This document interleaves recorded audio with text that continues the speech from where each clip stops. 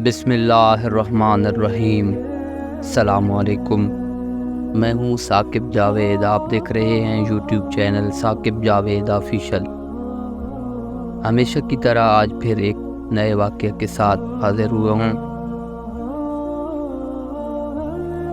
ناظرین، آج ہم بات کریں گے حضرت داؤد علیہ السلام کے بارے میں، جو اللہ کے نبی تھے اور ان کے بادشاہ بننے کا واقعہ بہت ہی زبردست ہے۔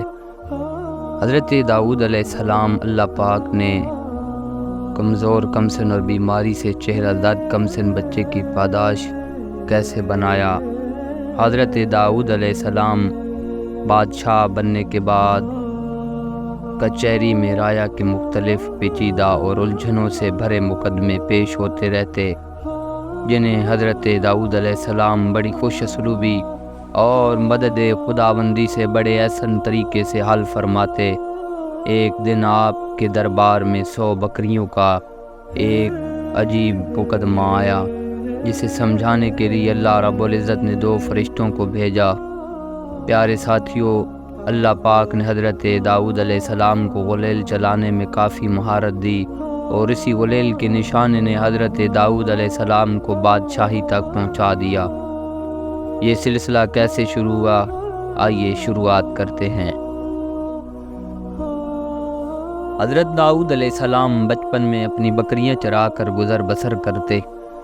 ایک روز آپ راستے میں جا رہے تھے کہ آپ کو راستے میں 3 پتھر ملے، جنہوں نے حضرت داؤد علیہ السلام سے کہا کہ آپ ہمیں اٹھا کر ساتھ رکھ لیں، ہم آپ کے بڑے کام آئیں گے۔ حضرت داؤد علیہ السلام کو ان پتھروں نے اپنے اپنے بارے میں بتانا شروع کیا، جن میں سے ایک پتھر بولا، مجھے اٹھا لیجئے کیونکہ میں حضرت موسیٰ علیہ السلام کا پتھر ہوں، اور دوسرے نے عرض کی، میں حضرت ہارون کا پتھر ہوں، جبکہ تیسرا پتھر بولا، مجھے آپ اس لیے اٹھا لیں کیونکہ میں جالوت کا قاتل ہوں، اس لیے آپ مجھے بھی ساتھ ہی اٹھا لیں تاکہ میں بھی آپ کا کام آ سکوں۔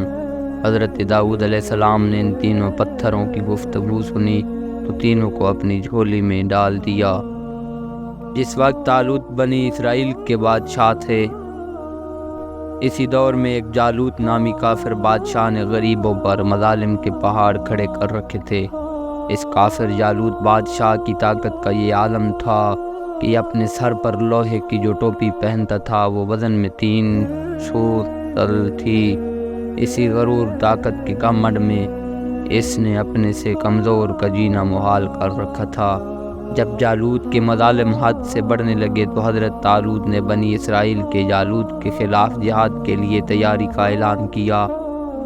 حضرت طالوت نے صرف جنگ کا اعلان بلکہ ساتھ ساتھ یہ بھی فرمایا کہ جو شخص جالوت کا قتل کرے گا اسے آدھی سلطنت ملے گی، اور میں اپنی بیٹی کا نکاح بھی اس شخص سے کروں گا جو جالوت کی لاش کو میری قدموں میں ڈالے گا۔ چنانچہ وقت مقرر پر دونوں فوجیں میدان جنگ میں صف آرا ہونے کا تیار تھی، مگر اس 2 ہیکل قد و قامت جالوت کے سامنے جانے کی ہمت کسی میں نہ ہوئی۔ اسی لشکر میں حضرت داؤد علیہ السلام بھی شامل تھے، جو بھی کم سنی کی عمر میں ہی تھے، اور اوپر سے بیماری کی وجہ سے چہرہ بھی زرد پیلا ہو چکا تھا۔ کھڑے کھڑے حضرت داؤد علیہ السلام کو اپنے جھولے میں رکھے وہ 3 پتھر یاد آ گئے، جن میں سے ایک نے کہا تھا کہ میں جالوت کا قاتل ہوں۔ حضرت داؤد علیہ السلام نے اعلان کیا کہ میں اس درندہ صفت شخص کے مقابلے کے لیے تیار ہوں۔ میدان جنگ میں کھڑے لشکر ابھی ایسی سوچ و گمان میں گم تھے کہ حضرت داؤد علیہ السلام نے اپنے جھولے سے اپنی غلیل نکالی اور ساتھ ہی ان 3 پتھروں کو بھی نکال لیا۔ چنانچہ ان 3 پتھروں کو بسم اللہ پڑھ کر جالوت پر نشانہ لگایا۔ ان 3 پتھروں نے جالوت کی آنکھ، ناک اور بیجے کو چیرتے ہوئے جالوت کے ساتھ ساتھ پورے لشکر کا خاتمہ کر ڈالا۔ حضرت داؤد علیہ السلام نے آگے بڑھ کر جالوت کی لاش کو پکڑ کر گھسیٹنا شروع کیا اور سیدھا حضرت طالوت کے قدموں میں جا ڈالا۔ اس طرح بنی اسرائیل میں خوشی کی لہر دوڑ گئی۔ طالوت نے اپنے وعدے کے مطابق اپنی بیٹی حضرت داؤد کے نکاح میں دے دی، اور آدھی سلطنت کا سلطان بھی حضرت داؤد علیہ السلام کو مقرر فرما دیا گیا۔ اس کے بعد حضرت طالوت 40 سال تک زندہ رہے ان کی وفات کے بعد حضرت داؤد علیہ السلام کو پوری سلطنت کی بادشاہی کے ساتھ ساتھ نبوت بھی عطا کر دی گئی، جو کہ حضرت شمویل کی وفات کے بعد آپ کو عطا ہوئی۔ اسی سلطنت کو اور نبوت کو، فرائض کو حضرت داؤد علیہ السلام 70 سال تک سنبھالتے رہے۔ حضرت داؤد علیہ السلام کی کچہری میں روز کوئی نہ کوئی نیا مسئلہ، نیا کیس آتا رہتا تھا، جسے آپ بڑی خوش اسلوبی اور نیک نیتی سے حل فرماتے۔ اسی وجہ سے آپ کا انصاف اور آپ کی سلطنت دور دور تک پھیلی۔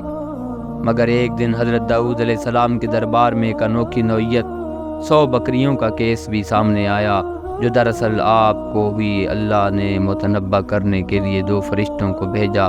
یہ واقعہ کچھ یوں ہے کہ حضرت داؤد علیہ السلام کے 99 حضرت داؤد علیہ السلام نے ایک اور عورت کو نکاح کا پیغام بھیجا۔ جس عورت کو حضرت داؤد علیہ السلام نے نکاح کے لیے پیغام، اسی عورت کو پہلے بھی ایک مسلمان مرد نے شادی کا پیغام دے رکھا تھا۔ اب جب حضرت داؤد علیہ السلام نے شادی کے لیے پیغام بھیجا تو اس عورت کے گھر والے بھلا کیسے اس دوسرے آدمی کے رشتے کو ترجیح دیتے؟ یہ بات نہ تو شرعاً ناجائز تھی اور نہ اسی وقت کی رسم و رواج کے خلاف تھی، لیکن حضرت انبیاء اکرام علیہم السلام کی شان عرفہ و اعلیٰ ہونے کی بدولت اللہ رب العزت نے حضرت داؤد علیہ السلام کو متنبع کرنے کا فیصلہ کر لیا، کیونکہ یہ کام آپ کے منصب اعلیٰ کو مناسب نہیں تھا۔ چنانچہ اس مسئلے کو حل کرنے کے لیے مالک کائنات نے 2 فرشتوں کو داؤد علیہ السلام کی کچہری میں بھیجا۔ آپ علیہ السلام مسجد میں تشریف فرما تھے کہ یہ دونوں فرشتے انسانی شکل میں دیوار پھلانگ کر مسجد کے اندر تشریف لائے، جس پر آپ علیہ السلام ایک لمحہ کے لیے گھبرا گئے۔ تو یہ دونوں فرشتے کہنے لگے، اے داؤد گھبرائیے نہیں، ہم دونوں فریق کے درمیان کے ایک دوسرے پر مقدمہ ہے، جس کا فیصلہ کرنے کے لیے ہم آپ کی عدالت میں حاضر ہو کر انصاف کرانا چاہتے ہیں۔ حضرت داؤد علیہ السلام نے فرمایا، آپ لوگ اپنا مسئلہ بیان کریں۔ اب ان دونوں میں سے پہلا فریق بولا، ہم لوگ اصل میں چرواہے ہیں اور میرے اس بھائی کے پاس 99 دمبیاں ہیں۔ اس کے پاس 99 دمبیاں ہونے کے باوجود بھی یہ مجھ سے کہتا ہے، جو تمہارے پاس 1 دمبی ہے وہ مجھے دے دو۔ اس 1 دمبی کا نہ صرف یہ مطالبہ کرتا ہے بلکہ یہ اس 1 دمبی کو حاصل کرنے کے لیے دباؤ بھی ڈال رہا ہے۔ آپ ہمارے مقدمے کا صحیح فیصلہ سناتے ہوئے ہم کو سیدھی راہ دکھا دیں۔ حضرت داؤد علیہ السلام دونوں فریقین کا مقدمہ سننے کے بعد فرمانے لگے، جس شخص کے پاس 1 دمبی تھی ان سے فرمانے لگے، بے شک یہ شخص جس کے پاس 99 دمبیاں ہیں وہ تجھ سے 1 دمبی لینا چاہتا ہے، اور بے شک یہ بہت بڑی زیادتی ہے۔ اس بات میں کہ کوئی شک نہیں کہ ساجے والے ایک دوسرے پر زیادتی کرتے رہتے ہیں، بجز ان لوگوں کے جو صاحب ایمان اور نیک عمل ہو، اور ایسوں کی تعداد بہت ہی کم ہے۔ مقدمہ کا فیصلہ سنانے کے بعد حضرت داؤد علیہ السلام ایک لمحہ رکے اور سوچ میں پڑ گئے۔ وہ سوچنے لگے، اس مقدمے کی پیشی اور اس طرح اس مقدمے کو بیان کیا گیا، یہ میرا امتحان تھا۔ حضرت داؤد علیہ السلام اسی وقت معاملے کو سمجھ گئے اور سجدہ میں گر کر معافی مانگنے لگے، جسے قرآن مجید نے اس خوبصورت طریقے سے برمان فرمایا، جس کا ترجمہ یہ ہے، تو ہم نے حضرت داؤد علیہ السلام کو معاف کر دیا، اور بے شک ان کے لیے ہماری بارگاہ میں ضرور قرب اور اچھا ٹھکانہ ہے۔ اے داؤد، بے شک ہم نے تمہیں زمین میں نائب بنایا ہے، تو لوگوں میں ٹھیک فیصلے کیجیے اور خواہش کی پیروی نہ کیجیے، ورنہ وہ آپ کی راہ سے بہکا دے گا۔ وما علینا الا البلاغ المبین۔ السلام علیکم ورحمۃ اللہ وبرکاتہ۔ اللہم صلی علی محمد وآل محمد۔